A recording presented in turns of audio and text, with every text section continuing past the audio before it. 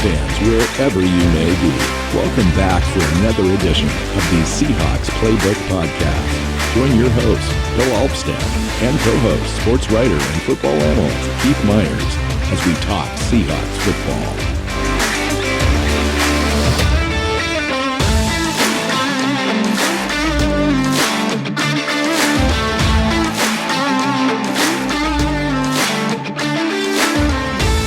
Hey Seahawk fans, welcome back to another edition of the Seahawks Playbook Podcast. Thanks for joining us. I'm Bill Alvstad, sitting down with Keith Myers, as always, my co-host Keith Myers, our 322nd or 23rd show all time. That's a lot of shows, Keith.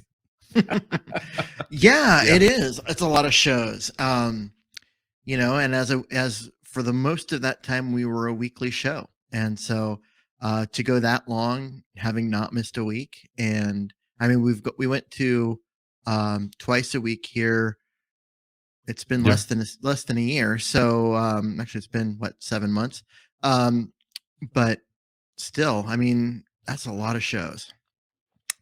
Yeah, it's good to be consistent, and it never dies down for us. We're on all year. There's definitely more than enough content to kind of stick around, and in the off season, there's just, one or two or maybe three shows that kind of stay somewhat consistent throughout the year. So it's good to be in that group and keep up on stuff. So we are in the process of doing team roster evaluations across the board in different position groups. So far, we've covered the quarterback group in the first week, and then we did corners and safeties in our last show, corners in the show after the quarterbacks, and then safeties and linebackers in our last show. Today we're going to move along to the defensive line, the defensive ends, edges, and defensive tackles. We're also going to kind of check in with the OTAs that have been going on this week.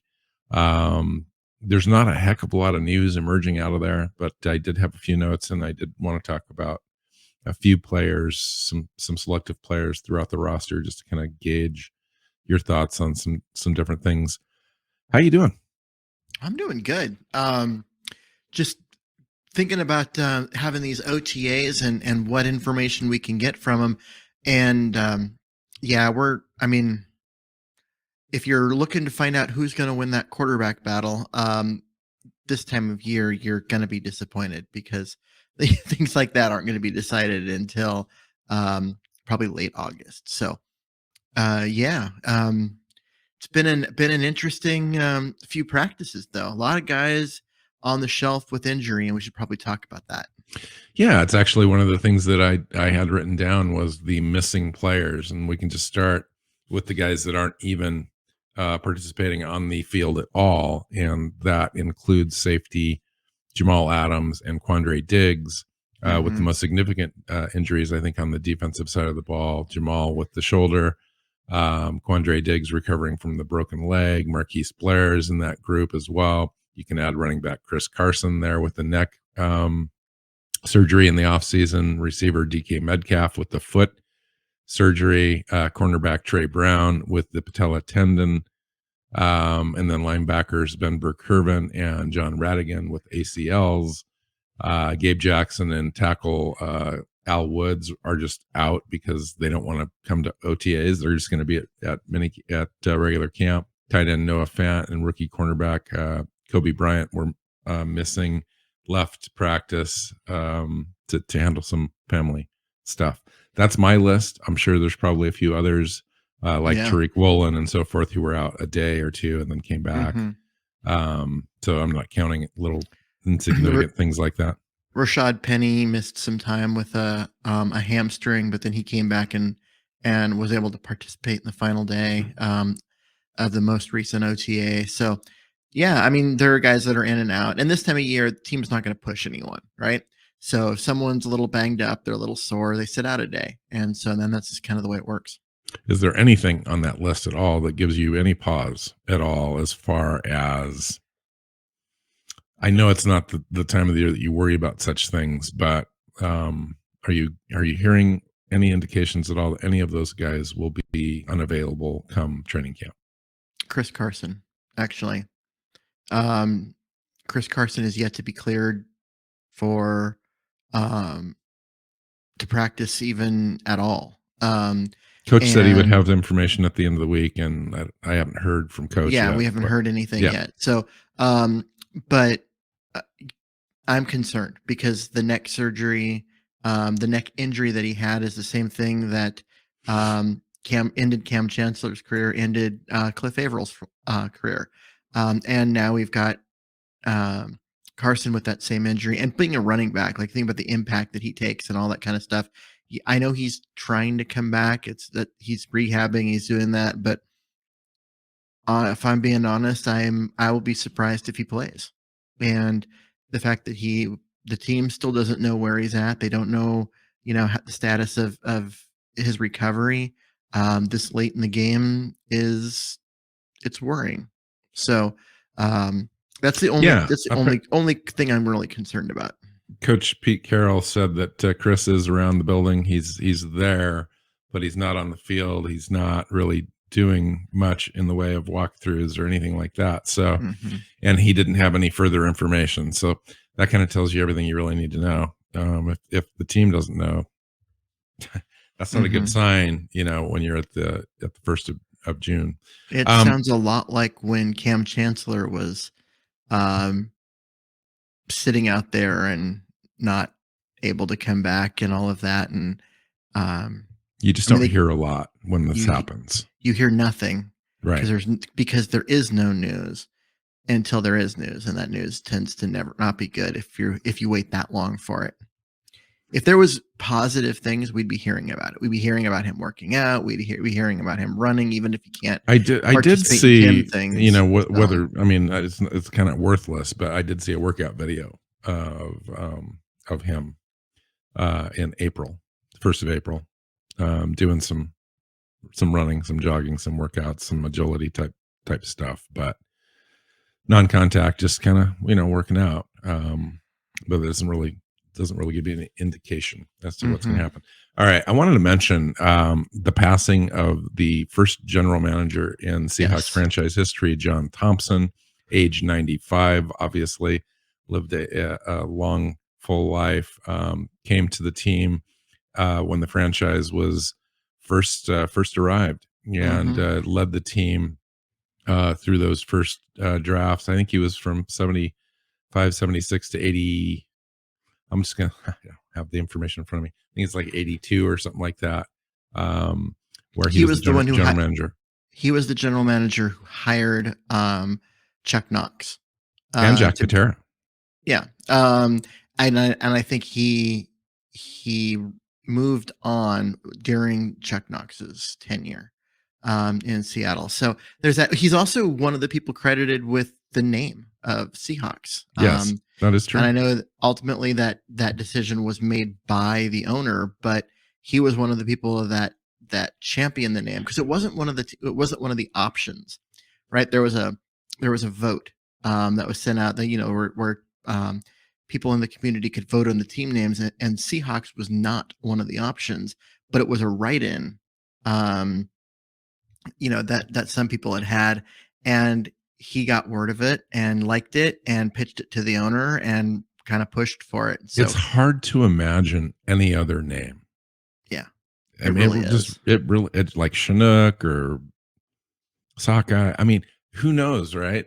Sasquatch. It's like, what else is there? I mean, Seahawk just fits. It's like it kind of lends itself to the lore, the way the logo is designed of the native folks that live in the Seattle and Washington State area. And I don't know. It's kind of perfect.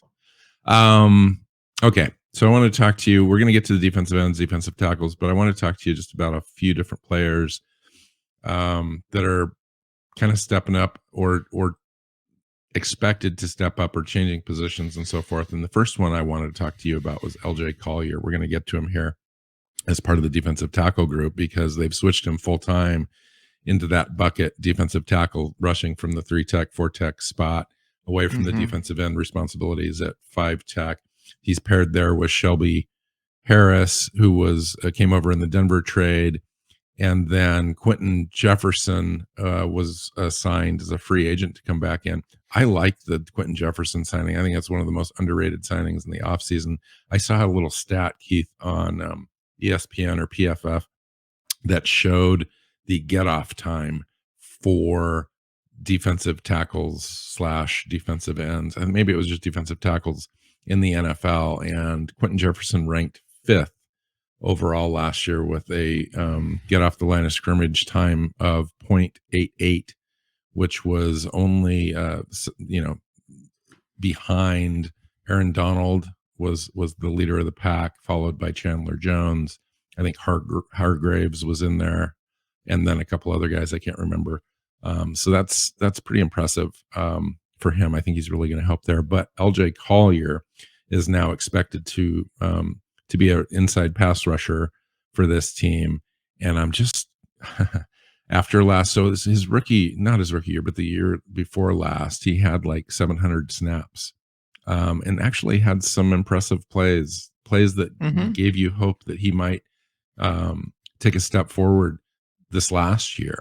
And he did quite the opposite. He went from, I said, 560 snaps in 2020. In 2021, he played 218 snaps. Little effect. Really only had 8 tackles, 5 quarterback hits, 0 sacks from those. Yeah, he was a guy that was completely invisible as a rookie. Might as well, his presence on the roster made no impact whatsoever. Then played pretty well his second year.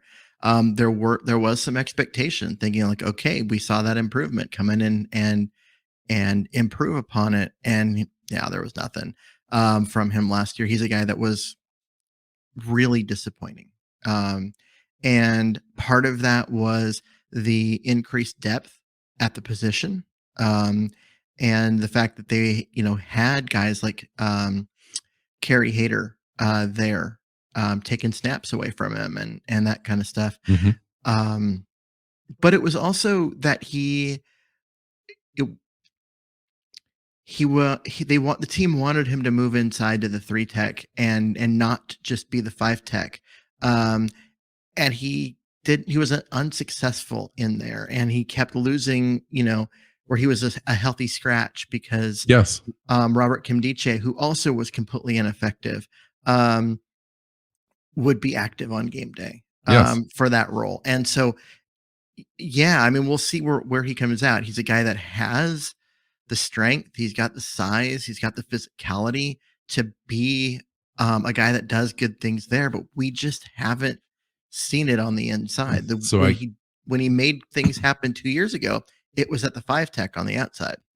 So I guess from my understanding is the team had originally asked him to lose a little bit of weight so he could increase some of his twitchiness if he had any, and some speed to get around the outside a little bit more.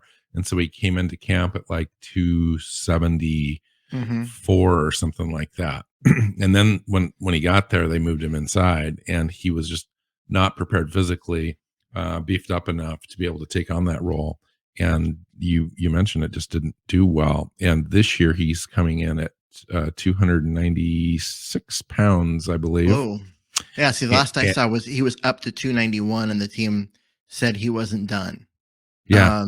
So I haven't seen the 296. That's a good spot for him. 296, and apparently full-time 3 tech, and they expect him to compete for that position. Yeah. So we'll see how that goes. So he sounds like he's more physically prepared to take on that role this year. Maybe that's the difference for him.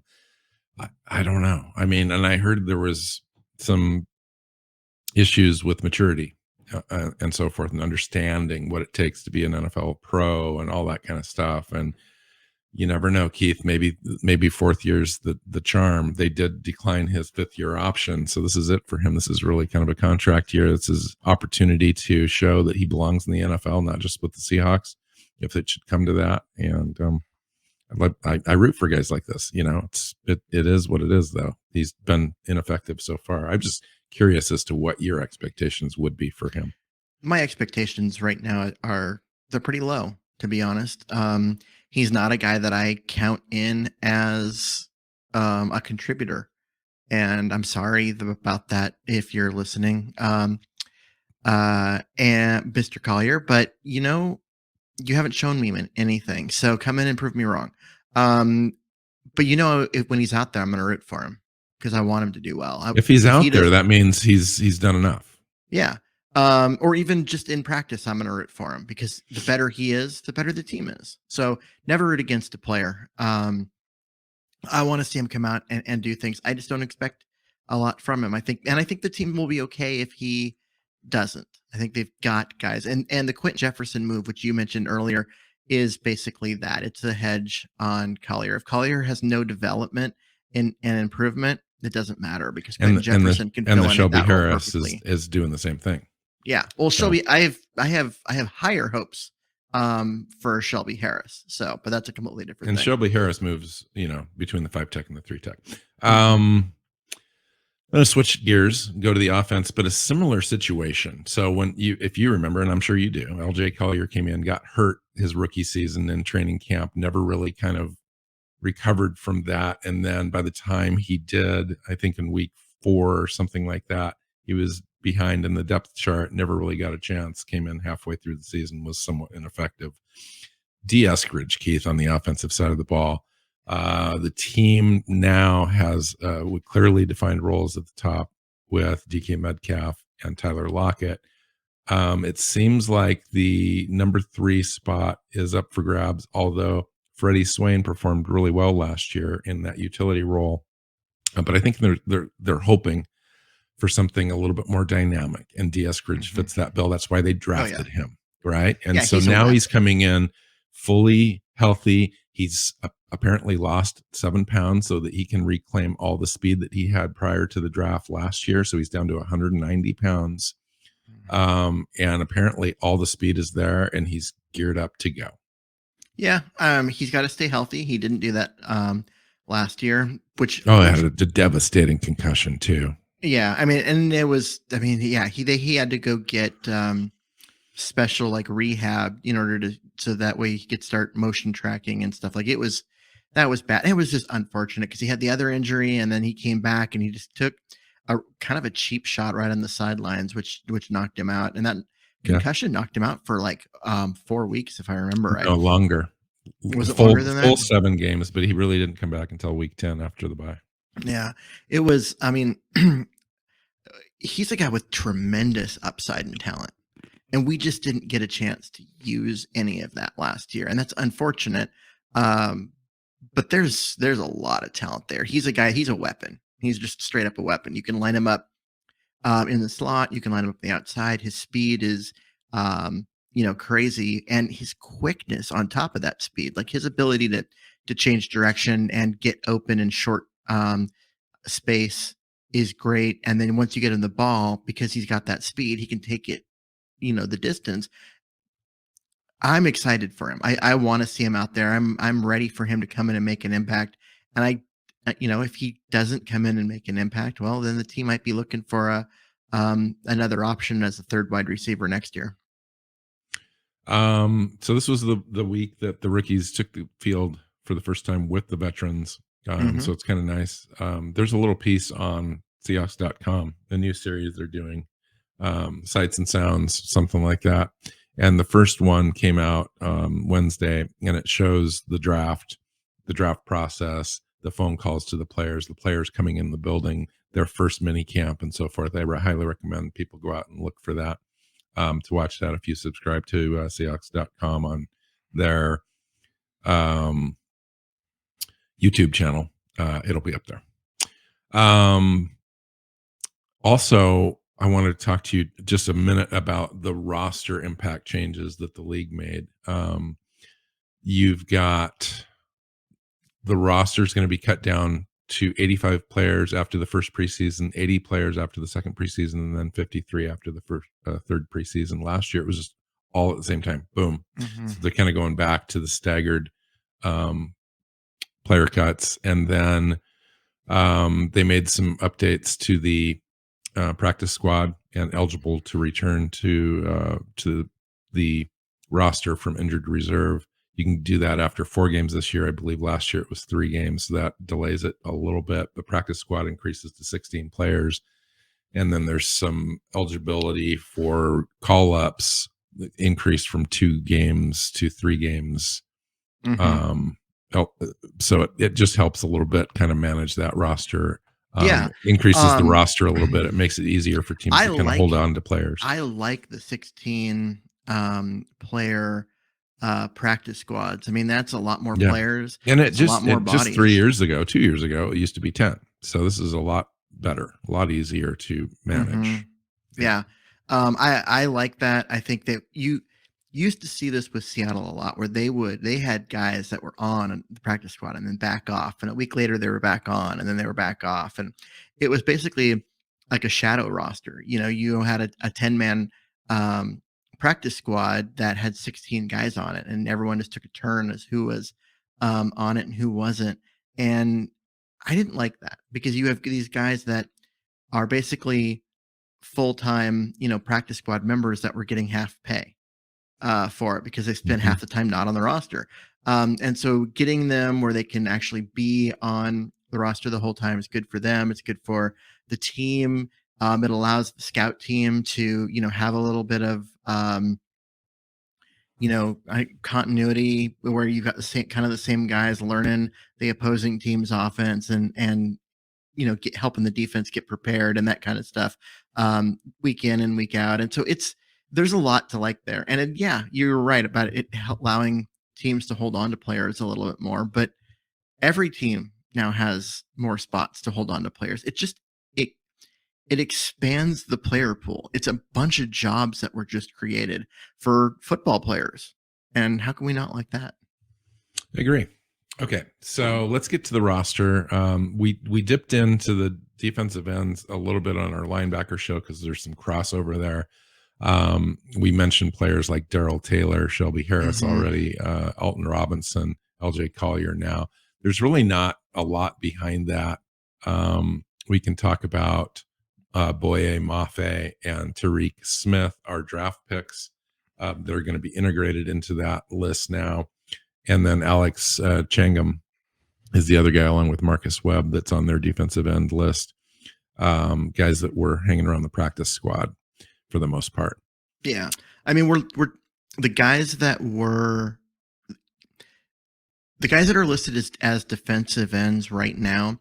There's a bunch of them that are outside linebackers in a 3-4. So talk to everyone about that. Like, what are the 2 defensive end position groups within the roster right now, as you define them, and who's in those buckets as you understand it? Well, I'm trying to look at our roster as a 3-4 roster. So a lot of the players that are listed as defensive ends are really outside linebackers. And we're talking about Darrell Taylor, Alton Robinson, Boye Mafe, even Alex Changum. Tariq Smith. Yeah.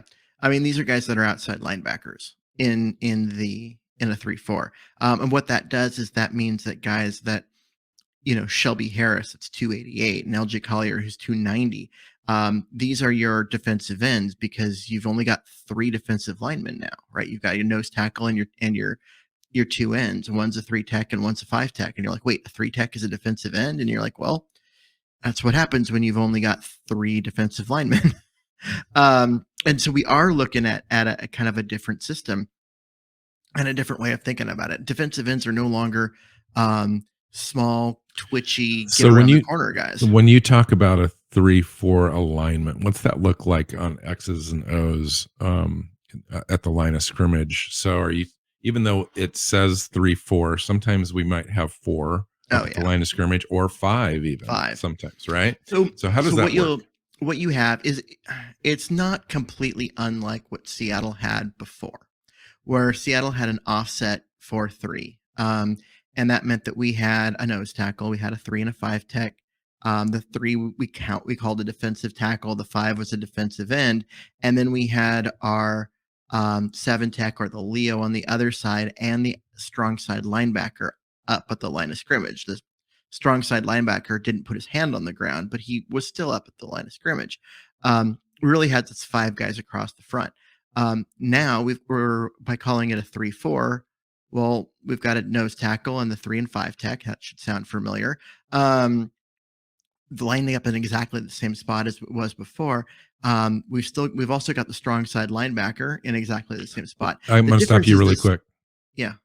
What on the alignment, on the gap assignments, Keith? Mm-hmm. I'm understanding that the gap assignments in the 3-4 are slightly shifted. So while you're saying the 3-4, those three are familiar, they're lining up exactly the same spots. I'm understanding that they're shifting so that they can 1.5 gap now as opposed to one gap or 2 gap. I mean, there will be some. There will be, the 3 tech might line up as a 2 tech or a 4 tech instead, and they're gonna. That's going to be multiple.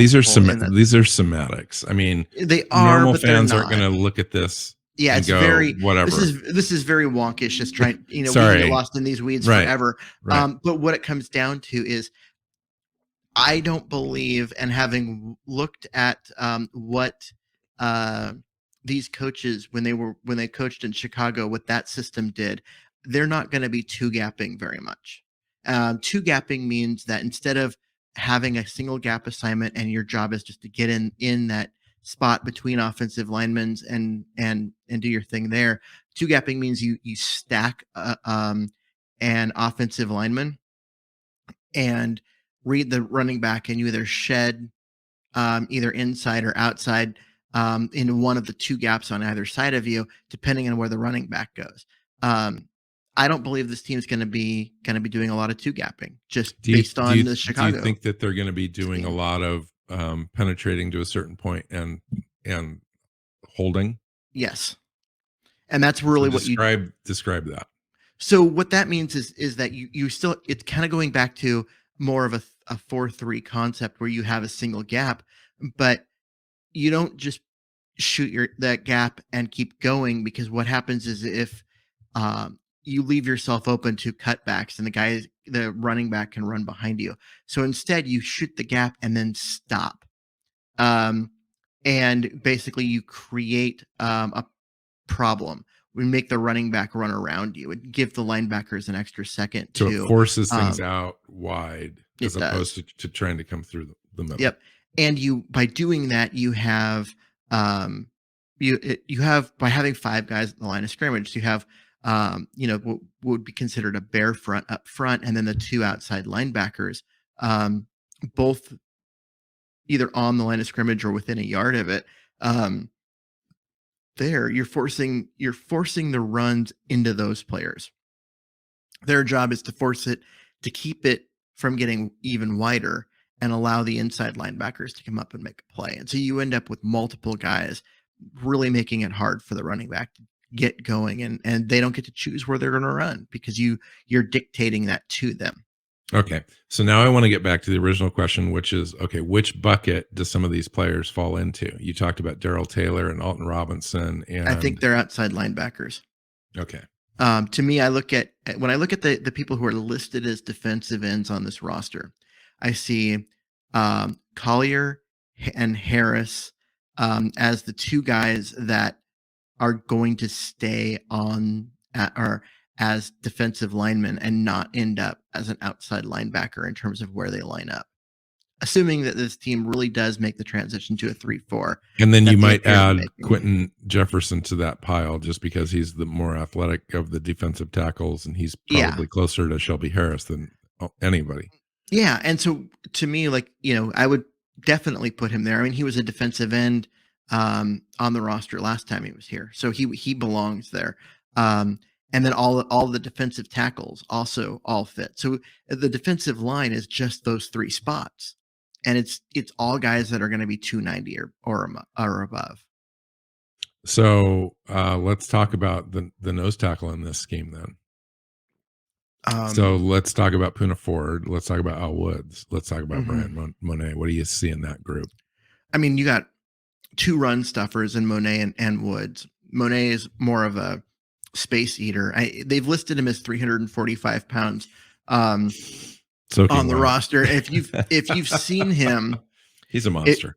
if you've seen him, the last time he was 240 or 345 pounds was when he was like a junior in high school. This is a mammoth human being who played that 360 in college, and I don't believe he's any smaller now.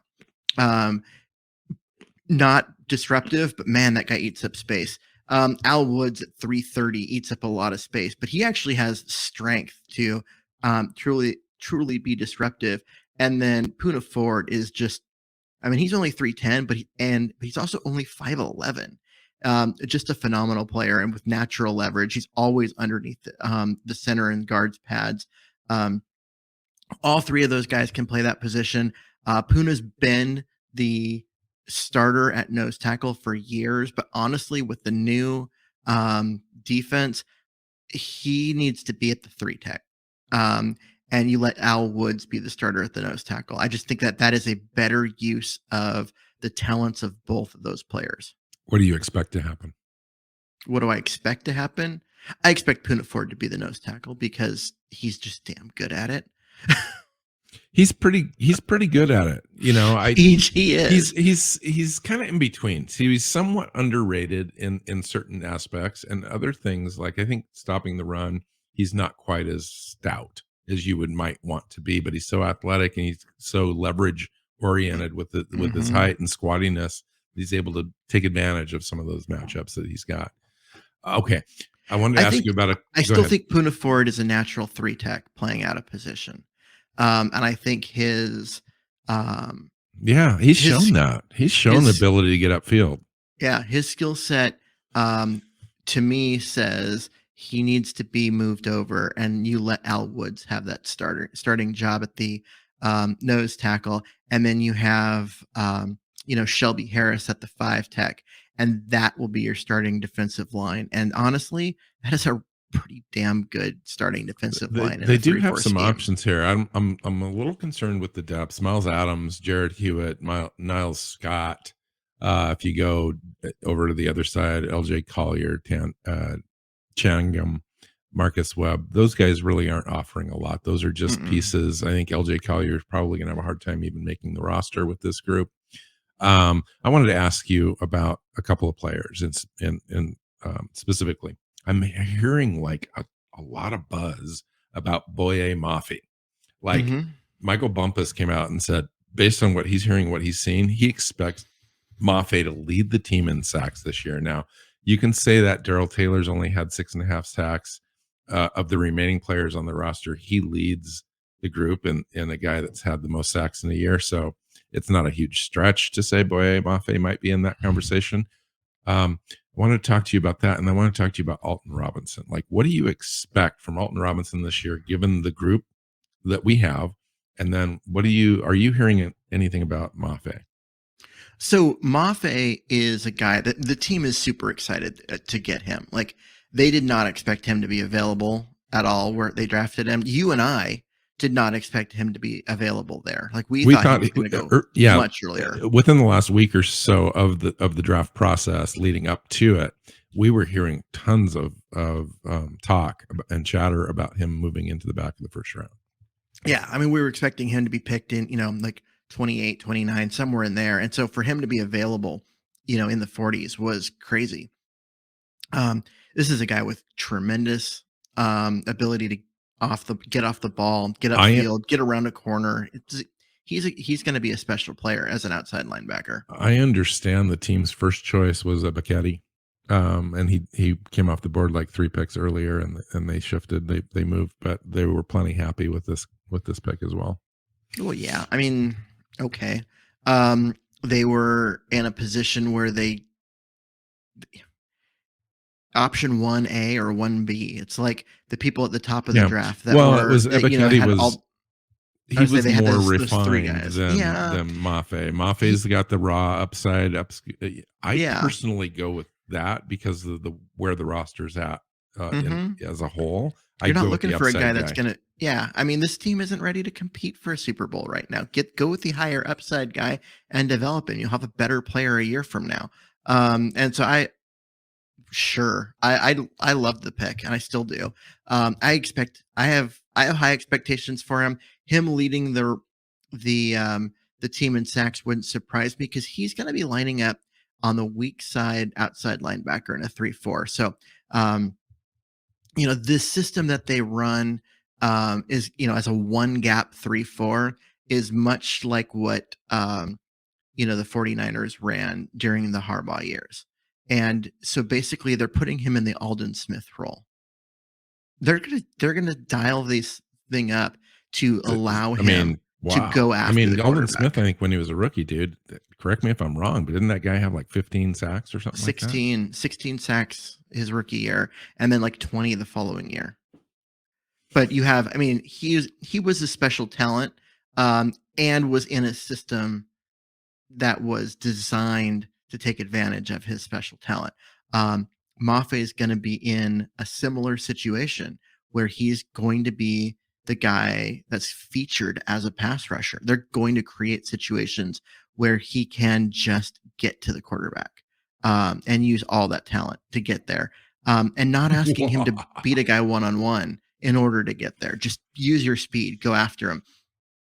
So for him to lead the team in sacks, I hope so. Because if he doesn't, that either means that someone else is having a monster year, and I can Darrell okay with Taylor that too. Yeah. Darrell Taylor, who's going to be coming off the edge from the other side, or it means that he really didn't have a good year, and that would be disappointing. But Darrell Taylor is going to be coming in off the strong side, which is a harder spot to attack the quarterback from, because you've got a tight end there, you've got farther to go, you've also got more responsibilities as far as like you have to read and set an edge, and there's more thinking and less just going after the quarterback than the weak side. So I think he'll be fine. I think Darrell Taylor should improve on last year's sack total, go from 6.5 to 8.5 or something like that.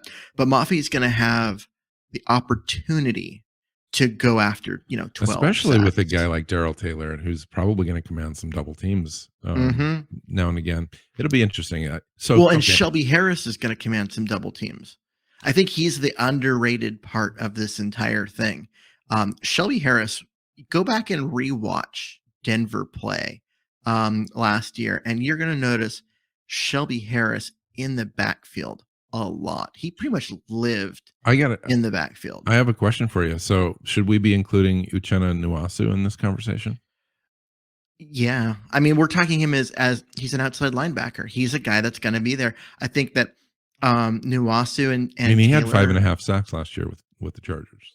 True. He did. I think he's more of he did have 5.5 sacks, but you go look at the number of snaps that he had to get there. To me, he's more of an off the line of scrimmage guy. Like, they're going to bring him at times, but they're going to ask him to set an edge. They're going to ask him to play the run. He's going to be a guy that just has a lot of other responsibilities. So you're thinking that it's Darrell Taylor and Nwasu on one side, and Alton Robinson and Mafe on the other. Yeah, absolutely. Fun. With Jordan Brooks filling holes, and Al Wood and Quentin Jefferson. Like, I think this group is underrated. What I was going to ask you, and we should probably wrap up because we're getting to 40 minutes here. We've done the entire defense now. Yeah. In the last 3 shows. Give me your thoughts overall on what you think. I think the front 7 is underrated. I think people are not giving the front 7 enough credit, especially because, you got guys like Darrell Taylor and Boye Mafe that are still unknowns, but I think also Poona Ford and Shelby Harris aren't being given the credit that they deserve. I think the front 7 is underrated. I think the back 4 is there's a lot of there's talent. Right now, dude, it's Sidney Jones and then a whole bunch of unknown type stuff. Trey Brown's coming off the injury, so we don't know. Artie Burns has not been hugely successful. Kobe Bryant's a rookie. Tariq Woolen's a Justin rookie. Coleman had a down year last year. Yeah.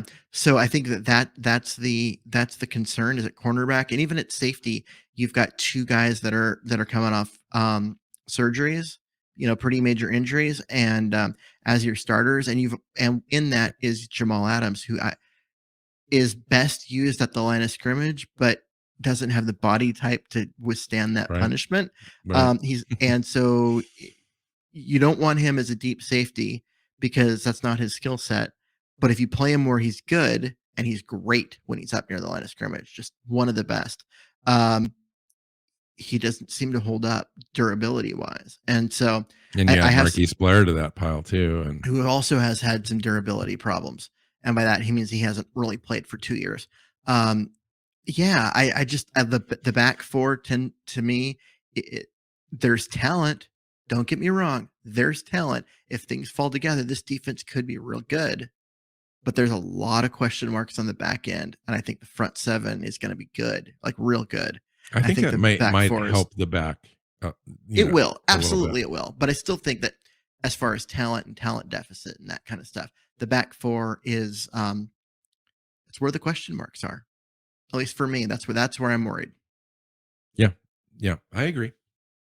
All right, let's get out of here. We're going to come back next week and we're going to talk about the offense beyond the quarterback position. And we should do the offensive line because everyone loves it when we talk offensive line. Why don't we knock that out, Keith? Okay, let's do that because it's my favorite group to talk about. I love the big uglies, but we'll get past Memorial Day. Everybody can have a great time, then everybody will be ready mindset wise to come back and come back down to earth with the offensive linemen, the road graders. Mm-hmm. Yeah, I like the offensive line this year. Why don't you take over? Why don't you just lead that show, and I'll just kind of fill in some gaps. Yeah, it's a fun show, but only to me. Most people are like, "Oh my god, do I have to talk about the offensive line again?" Actually, it's an exciting time. You got a couple new players and a free agent that we signed. So it's there's a lot to talk about. There is a lot to talk about. Three new starters on the offensive line. Yeah, and I'm not sold on Blythe, so I'll have to get there. You don't need to. All right, he's a starter anyway. No, that's true. Right. All right. Find Keith on Twitter at Myers NFL. You can find me at NW Seahawk. You can find the show on your favorite podcast platforms and YouTube. Subscribe, tell your friends, and share it for us. So until next time, go Hawks. Go Hawks. Seahawks Playbook Podcast listeners, thanks for joining us for another edition of the show. You can find us on Twitter. Bill is at NW Seahawk. Keith is at Myers NFL. And the show is at Hawks Playbook. You can listen and subscribe to the show at SeahawksPlaybook.com.